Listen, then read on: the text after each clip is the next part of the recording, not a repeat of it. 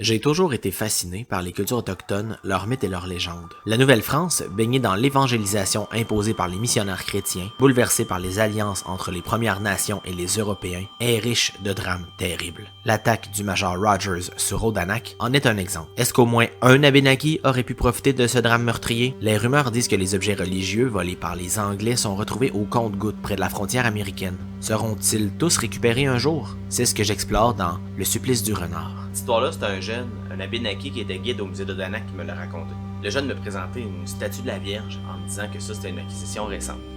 Puis il m'a dit, je peux te raconter l'histoire de cette statue-là, mais tu vas voir, c'est une drôle d'histoire. C'était une statue qui avait été retrouvée dans une grotte à la frontière américaine.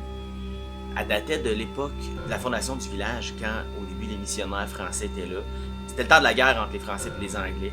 Puis il y avait un major anglais, Rogers, qui avait attaqué Odanak, qui était allié des Français. Les mercenaires avaient tué tous les hommes qui étaient présents. La majorité des hommes étaient partis à la chasse, heureusement, mais ils ont kidnappé les femmes et les enfants. Quand les chasseurs sont revenus au village, ils ont décidé de suivre les traces pour retrouver leurs femmes et leurs enfants. Il y a une couple de chasseurs qui ont décidé de poursuivre les hommes qui étaient partis avec les objets religieux. Le jeune, il me dit que son ancêtre était dans cette gang-là. Son ancêtre était très rusé et qu'on surnommait le renard. Les hommes sont venus bredouille, sauf le renard. Il est pas revenu. Plusieurs années plus tard, est arrivé au village un vieil homme, les bras chargés d'objets religieux. C'était lui, enfin, qui revenait au village. Il est resté une couple de nuits, puis après ça, il est reparti, encore à la recherche d'autres objets. 9 mois plus tard, des bébés sont nés au village. Les enfants du renard. Personne ne sait comment le renard retraçait les objets. Personne n'a jamais su comment il faisait pour poursuivre ces gars-là plusieurs années après que la majorité des hommes de cet âge-là soient devenus très vieux ou même soient morts.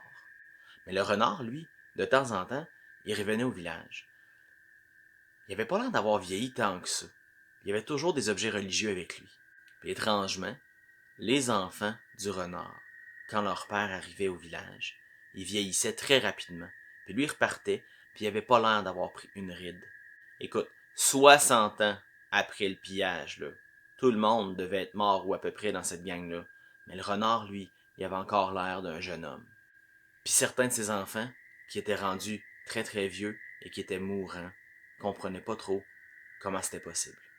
Quand on lui demandait au renard, quand il venait au village, comment c'était possible, ce qui lui arrivait, puis ce qui se passait avec ses descendants, il répondait à chacun son supplice. Ça a duré longtemps, cette manœuvre-là. Le vagabond, il revenait au village, il y avait des gens qui vieillissaient, lui, il repartait, l'air toujours aussi jeune, en échange d'un objet religieux qu'il avait retracé puis qu'il avait ramené. Parce que là, ses enfants avaient fait des enfants. Fait que là, ça faisait beaucoup de descendants du renard. C'était jamais les mêmes qui vieillissaient. Ça faisait qu'il y avait des gens qui avaient le même âge, mais qui n'avaient pas la même apparence, parce qu'ils subissaient le supplice du renard. Mais quand il y avait beaucoup de temps entre deux visites du renard, il vieillissait vraiment beaucoup. Mais dès qu'il repartait du village, après avoir ramené des objets religieux, il rajeunissait. Le regard du guide a durci quand il me dit qu'à un moment donné, il manquait un seul objet à la collection religieuse d'Odanak, qui était la Sainte Vierge. Ça a été extrêmement long avant que le renard la trouve et revienne avec cette statuette-là. Tellement long. Lorsqu'il est revenu, il avait de la difficulté à marcher. Et quand il est arrivé avec la statue de la Vierge, plusieurs habitants du village sont morts d'un seul coup. Il y en a même qui disent que tous ses descendants seraient décédés à ce moment-là, ce qui aurait décimé plus de la moitié du village. La rumeur dit que le renard avait réussi à échanger sa quête d'objets sacrés contre la vie éternelle. Je suis reparti après cette histoire-là, un peu intrigué, parce que dans ma voiture, j'y repensais. Ce jeune-là, il m'avait dit qu'il était le descendant du renard. Mais selon son histoire, ça se pouvait pas, parce que tous les descendants du renard étaient morts en échange de sa vie éternelle. C'est là que j'ai compris. Le renard, il était rusé, puis c'était à lui que j'avais parlé.